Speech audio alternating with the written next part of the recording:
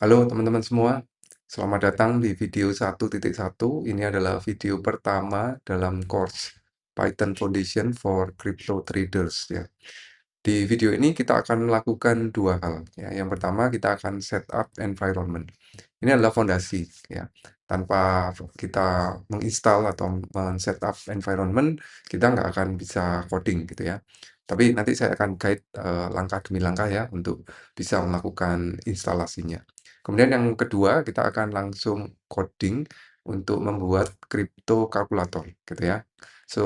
Satu aplikasi yang bisa aplikasi sederhana ya, karena masih pengenalan untuk Python yang bisa mengconvert currencies atau menghitung portofolio, juga menghitung profit loss gitu ya. Jadi di akhir video ini nanti teman-teman akan punya Python yang sudah terinstall di laptop masing-masing gitu ya. Juga project yang bisa atau project yang bisa dijalankan dalam bentuk crypto kalkulator gitu ya. Ini adalah learning objective ya, atau tujuan pembelajaran gitu ya.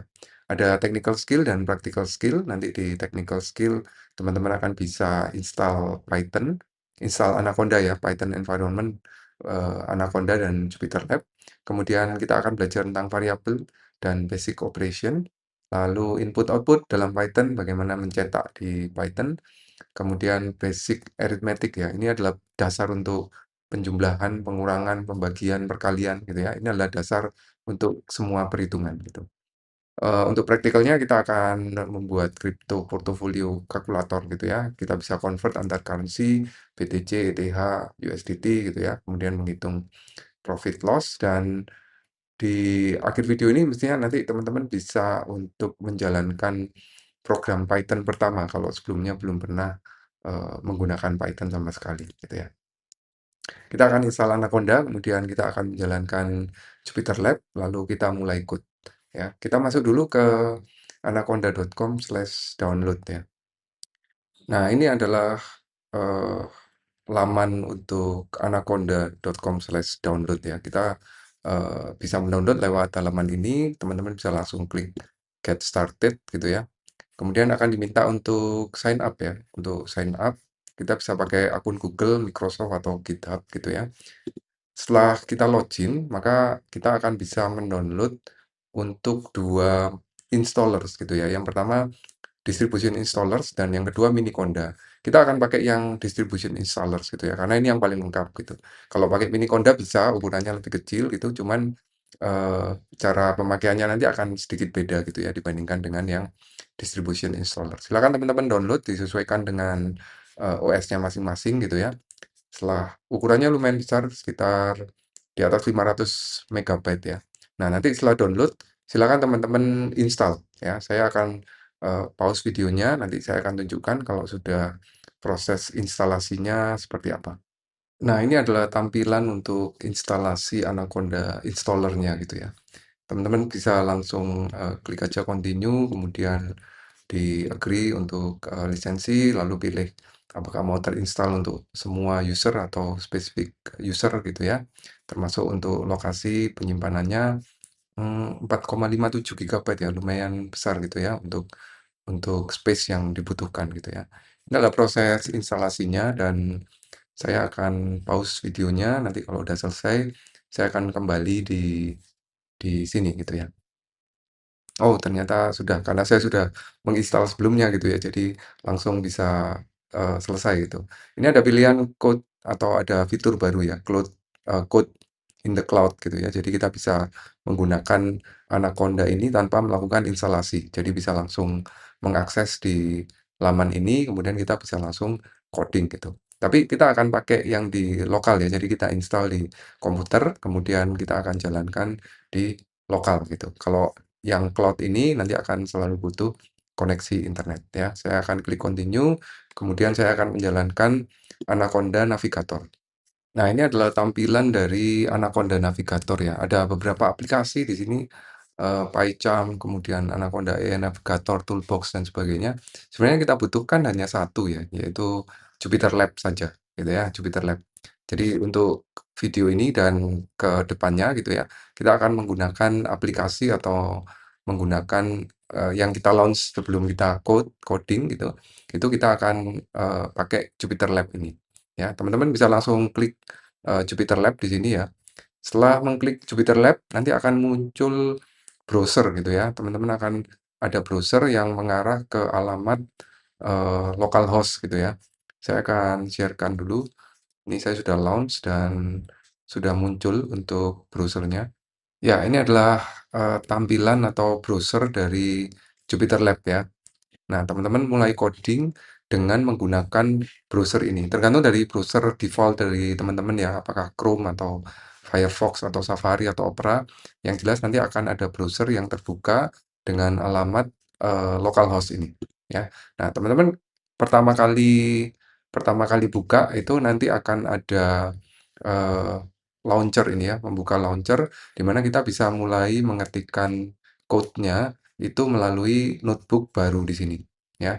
Saya agar lebih terstruktur gitu ya. Saya akan buat folder khusus gitu ya namanya Python Foundation. Ini saya masuk ke folder ini. Nah, kemudian baru saya membuat notebook baru ya, notebook baru seperti ini. Nah, disinilah kita meletakkan code kita, gitu ya. Kita bisa coding, mengetikkan kode-kode yang ada di laman ini, gitu. Ya, saya akan simpan dulu supaya namanya menjadi jelas, gitu ya. Saya akan mulai dengan nama awal yaitu Hello World, gitu ya. Hello World. Rename. Sekarang ada file dengan nama helloworld.ipynb, gitu ya. Ekstensinya Python Notebook, gitu ya. Nah, kita bisa mengetikkan program kita. Saya akan mulai dengan program yang menampilkan Hello World, yaitu print Hello World seperti ini. Kurung tutup, ya. Nah, untuk menjalankan program ini ya, untuk menjalankan program ini, teman-teman bisa klik di bagian button play ini, atau dengan menggunakan shortcut, saya akan besarkan, menggunakan shortcut Shift dan Enter, ya. Shift dan Enter. Tekan Shift dan Enter, maka akan mendapatkan luaran dari file atau luaran dari program print Hello World ini. Ya, kalau teman-teman sudah berhasil sampai sini, berarti setup environment-nya sudah berhasil dan selamat datang di Python, gitu ya. Kita akan mulai belajar Python untuk lebih detail lagi untuk crypto traders, ya.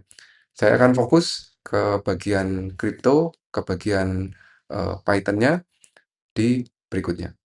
Nah, mari kita mulai di program yang baru gitu ya. Saya akan buat eh, launcher atau membuat notebook baru. Saya klik notebook di sini, saya simpan dulu Command S atau Control S dengan nama kalkulator. Ini gitu ya. Oke, kalkulator. Yang ini saya tutup dulu. Jadi seperti ini ya. Ada dua program di bagian file explorer ini ya. Dan kita akan mulai dengan skenario gini. Misalkan teman-teman punya BTC 0,5 gitu ya, sebesar 0,5 dan harga sekarang katakan 120.000 atau 100.000 US dollar gitu ya. Nah, berapa nilai portofolio dalam USD? Nah, ini coba kita buat programnya gitu ya. Ini adalah program yang simple, yang sederhana. Kita bisa mulai eh, sama-sama gitu ya. Kalau teman-teman ketinggalan bisa di pause videonya. Saya buat sebuah variabel namanya BTC amount, nilainya 0,5 dan BTC price dengan nilai 100.000 ini ya. Nah, kalau kita mau menghitung portfolio value tentu kita kita buat portofolio variabel baru gitu ya. Portofolio sama dengan BTC amount dikali dengan BTC price. Nah, simple gitu ya. Logikanya sederhana ya. Ini kita bisa jalankan, kita bisa run dengan menggunakan button play atau tekan shift dengan enter ya. Tidak tampak tampilan apa-apa karena memang nggak kita cetak. Kita baru menghitung tapi tidak mencetak. Sehingga kalau kita mau mencetak, kita menggunakan perintah print. Portofolio sama dengan atau dalam dolar gitu ya, koma portofolio. Nah, ini disebut dengan variabel ya. Di sini kita punya tiga buah variabel. Variabel itu apa? Variabel itu wadah ya, kontainer wadah untuk menyimpan satu nilai tertentu gitu ya. Di sini kita menyimpan BTC amount, ini menyimpan BTC price dan ini menyimpan portofolio yang merupakan perkalian dari BTC Mon dikali BTC Price. Kalau kita jalankan, maka kita akan mendapatkan eh, luaran atau output portofolio 50.000. Nah, kalau kita lihat ya, bentuk tampilannya ini kurang kurang kurang kurang terbaca dengan baik gitu ya. Kita bisa memperbaiki format atau currency ini atau format dalam mata uang ini dengan menambahkan misalnya pemisah ribuan gitu ya, atau dengan menambahkan 2 angka di belakang koma gitu ya. Nah, untuk itu kita menggunakan yang disebut sebagai formatting ya, format string gitu ya. Format string itu apa? Jadi kita menggunakan di depan itu kita tambahkan F gini. Dengan kita menambahkan F pada perintah print atau yang akan dicetak kita tambahkan F di sini, itu kita berarti melakukan format pada eh, nilai atau apa yang akan kita cetak. Kita untuk memberikan atau menampilkan portofolio, kita berikan kurung kurawal ya, portofolio, kemudian selesai atau diapit dengan tanda petik. Nah, untuk menambahkan pemisah ribuan, ya, pemisah ribuan kita bisa berikan titik dua dengan koma. Ya, dengan kita menambahkan ini, maka kita akan mendapatkan pemisah ribuan. Kalau menambahkan dua angka di belakang koma, kita bisa berikan dengan tanda titik 2F seperti ini. Artinya apa? Artinya ada dua angka di belakang koma. Gitu ya. Kita jalankan, maka kita akan mendapatkan dua angka di belakang koma. Nah, mari kita coba untuk mencetak selain nilai portofolio gitu ya. Tentu kita mau mau tahu gitu ya BTC Mon dan BTC Price kalau mau ditampilkan di layar, kita berikan juga perintah print. Langsung kita menggunakan format format gitu ya. Ditambahkan F, kemudian kita berikan keterangan misalnya BTC Mon dolar, kemudian BTC Mon, titik dua, koma, ini pemisah ribuan, tapi dalam hal ini tentu 0,5 ini tidak ada pengaruhnya gitu ya, walaupun kita berikan pemisah ribuan, tapi karena memang nggak sampai 1000 gitu, maka nggak akan ada pengaruhnya. Kita bisa memberikan dua angka di belakang komanya dengan menggunakan 2F gini ya, titik 2F ya. BTC Mon, kemudian BTC Price kita juga akan cetak price seperti ini, dan ini tentu kita perlu ubah price. Ini kalau price itu kita akan butuh koma gitu ya, sehingga bentuk tampilannya adalah seperti ini. Ya, berarti kan di sini ada 0,50 karena di sini ada dua angka di belakang koma. Kemudian 100.000 karena di sini ada pemisah ribuan yang dipisahkan dengan tanda koma, dan dua angka di belakang koma itu karena ada titik 2F. Ini yang dimaksud dengan melakukan pemformatan pada luaran yang dihasilkan.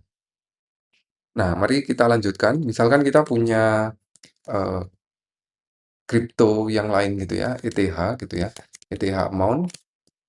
Misalkan kita punya 20 gitu ya, kemudian ETH price kita definisikan, katakan 4.000 gitu ya. Kemudian Sol, misalkan kita punya 50 gitu ya. Kemudian Sol price, kita ada harganya 145. Nah, bagaimana supaya ini bisa tercetak semua gitu ya, portofolio kita ini bisa tercetak semua dan eh, terhitung gitu ya. Kalau yang ini kita baru mendefinisikan portofolio milik BTC. Kita perbaiki bahwa ini adalah portofolio underscore BTC. Ya, kita buat variabel baru lagi, portofolio, sekarang punyanya ETH, maka rumusnya adalah sesuai dengan nama variabelnya, ETH price, kemudian portofolio sol amount dikali dengan sol price. Ini. Nah, kalau kita mau cetak satu-satu, maka kita bisa mencetak dengan perintah print, gitu ya. Supaya lebih rapi, saya akan membuat perintah print yang dipisahkan dengan tanda sama dengan sebanyak 40 kali ya. Ini punyanya ETH, ini punyanya ETH, ini punyanya BTC. Tentu ini portofolio underscore BTC karena di sini kita definisikan sebagai portofolio BTC ya. Lalu di sini ada ETH, kita nggak mencetak punya BTC ya, ini mencetak ETH, dan ini juga portofolio ETH, ya. Sampai di sini dulu, saya akan coba jalankan, kita lihat apakah ada kesalahan. Ternyata ada kesalahan untuk sold amount gitu ya. Kita lihat apakah sold amount-nya ini ada salah di bagian mana. Ini ya, sold amount. Kita belum definisikan ternyata. Namanya adalah sold saja gitu ya. Nah, kita berikan sold amount. Nah, udah muncul BTC, ETH, tinggal punya sold. Saya akan kopikan biar cepat. Sold, sold. Dan di sini kita ubah menjadi sol, dan portofolio sol, gitu ya. Kita jalankan, maka kita akan mendapatkan hasil seperti ini. Nah, ada satu yang kurang yaitu menjumlahkan semua dari portofolio tiap currency-nya ini, gitu ya. Maka kita akan punya satu variabel lagi, kita taruh di sini, portofolio total, gitu ya. Portofolio total underscore total sama dengan penjumlahan dari BTC ditambah dengan ETH ditambah dengan sol. Ya, itu penjumlahan dasar gitu ya. Dan kita akan cetak, kita pisahkan dengan tanda sama dengan, kemudian kita tulis portofolio total adalah portofolio. Kita lihat ya, nama variabelnya di sini adalah portofolio underscore total, sehingga kita perlu ubah underscore seperti ini.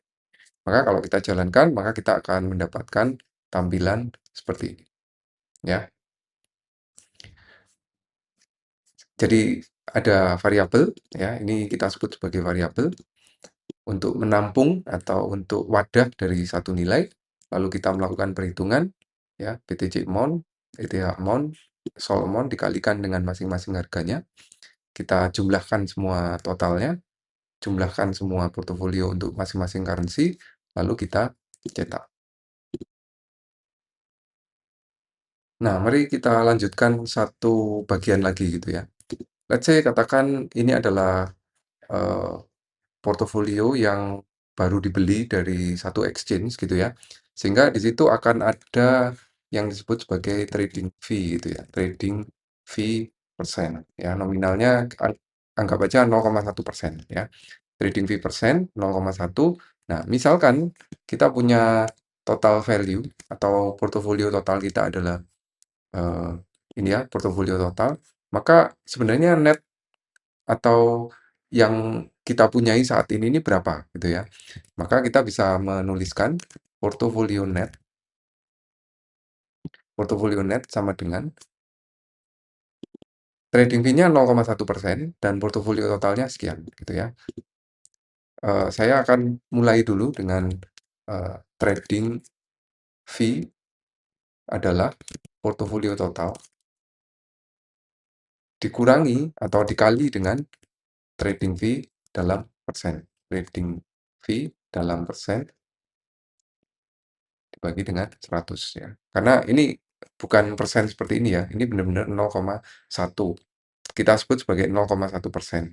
Sehingga waktu dalam perhitungan kita perlu membagi dengan 100. Jadi 0,1 dibagi dengan 100.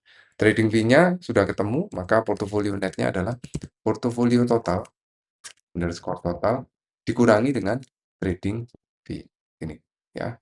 Nah, terus kita cetak gitu ya. Kita cetak dengan menggunakan perintah printf gitu ya. Printf besaran besar atau ya trading fee-nya adalah kurung berawal gitu ya, trading fee kurung berawal tutup. Apakah kita perlu menambahkan koma? Ya, perlu. Titik 2 koma, perlu memisahkan desimal ya, titik 2 F gitu ya. Menambahkan koma dan desimal. Kemudian total portofolio netnya adalah $persen portofolio underscore net. Kita berikan 2F kurung berawal tutup, petik tutup, ya. Kalau kita jalankan, maka kita akan mendapatkan starting fee-nya adalah 137,25 atau 0,1% dari portofolio total. Portofolio netnya adalah sekarang 137.112,75 ya. Nah, ini adalah eh, menghitung basic calculation untuk menghitung fee gitu ya. Teman-teman bisa lihat di sini rumusnya atau eh, penjumlahannya atau pengurangannya dalam bentuk seperti ini gitu. Nah, teman-teman jangan lupa untuk selalu menyimpan ya, menyimpan dengan Command S atau Control S ya. Nanti kalau mau dibuka lagi bisa gitu, tapi kalau terlupa nyimpan kemudian tertutup, jadi hilang code-nya gitu ya. Oke ya, sampai di sini video yang pertama ini. Jadi apa yang sudah kita pelajari gitu ya, kita recap. Pertama kita setup Python environment dengan menggunakan Anaconda. Kemudian Jupyter Lab ya, kita launching Jupyter Lab untuk kita bisa mengetikkan kode di Jupyter Lab. Kemudian variabel, tentang variabel, variabel itu adalah wadah atau kontainer ya untuk satu data. Operasi basic operation, penjumlahan, pengurangan, perkalian, masih belum ada. Oh, pembagian juga sudah ada. Kemudian print dengan menggunakan format, lalu hasilnya adalah program yang bisa teman-teman running gitu ya. Nah, di video berikutnya kita akan belajar tentang tipe data ya, tentang tipe data lebih dalam lagi gitu ya. Kita akan belajar bagaimana mengorganisasi data dengan list dan dictionary ya. Ini penting untuk membuat watchlist ya, watchlist koin dan portofolio yang lebih kompleks ya. Sampai ketemu di video berikutnya.